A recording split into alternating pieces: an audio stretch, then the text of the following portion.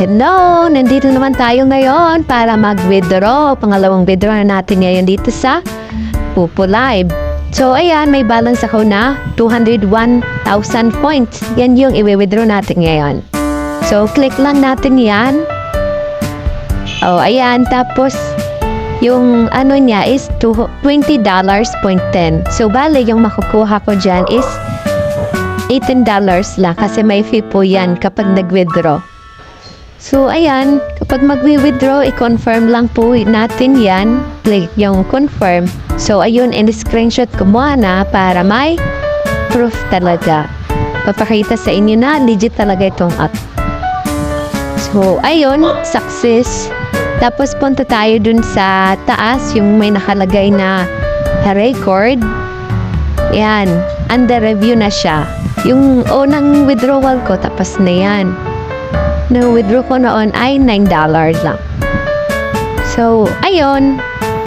Yan, magmi-message din sa atin si Pupo kapag nag-successful na yung withdrawal. So, ayan. Check natin ulit. May message na si Pupo. Tingnan natin yung withdrawal natin kung naging successful na siya. Balik tayo dun sa record. Ayan, may nakalagay na payment received. So, ibig sabihin na-receive ko na yung withdraw ko. So, tingnan natin yung message ni Popo.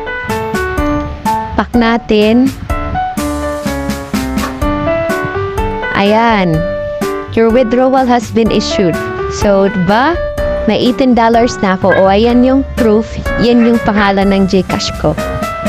Yan, naka-receive tayo na ng 998 pesos. So, ngayon, ipapakita ko na sa inyo yung transaction details ng na-receive ko na yung pera. Yun, ayun, 998.